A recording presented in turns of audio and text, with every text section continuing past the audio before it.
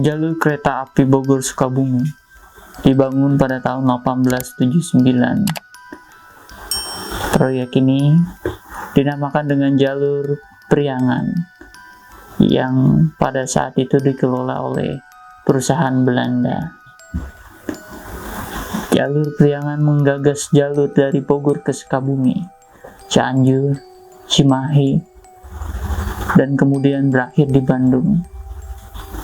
Dan perlu diingat bahwa jalur kereta api ini jalur tertua kedua di Asia pada era 1800-an.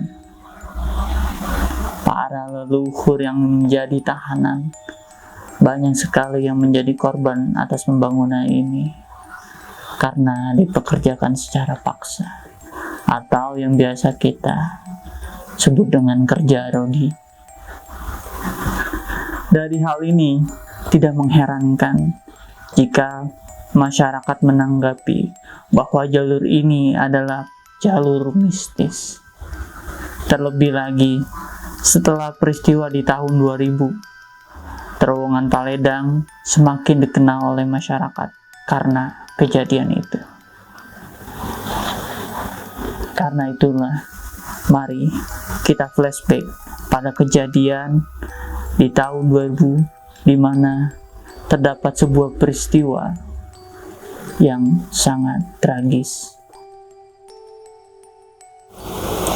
Pada tahun 2000, tragedi berdarah terjadi di perlintasan kereta api Bogor-Sukabumi.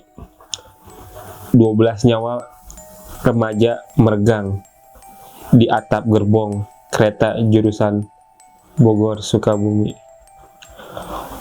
Para korban tewas itu mengenaskan sehabis membentur atap terowongan dan dinding terowongan yang dikarenakan dinding terowongan terlalu rendah ketika kereta api lewat.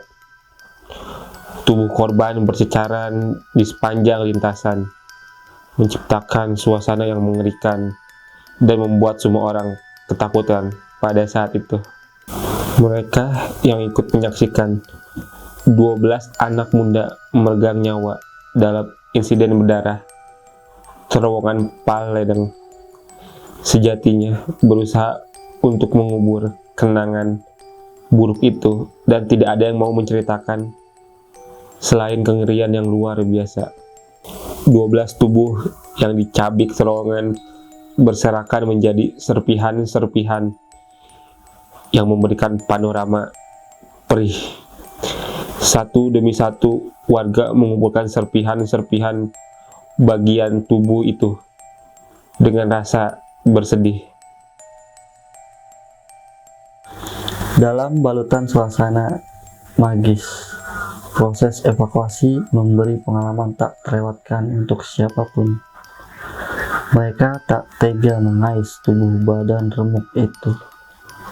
Dengan air mata tertahan, para warga memungut sekecil apapun 12 tubuh anak SMA yang mana itu.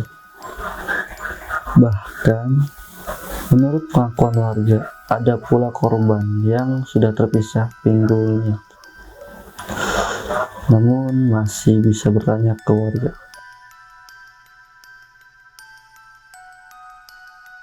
Terlepas dari benar atau tidaknya, pasca kejadian banyak warga yang memiliki pengalaman horor bertemu makhluk halus penunggu terowongan kereta api Paledang. Dan hampir di setiap malam, warga sering mendengar jeritan minta tolong yang entah dari mana asalnya.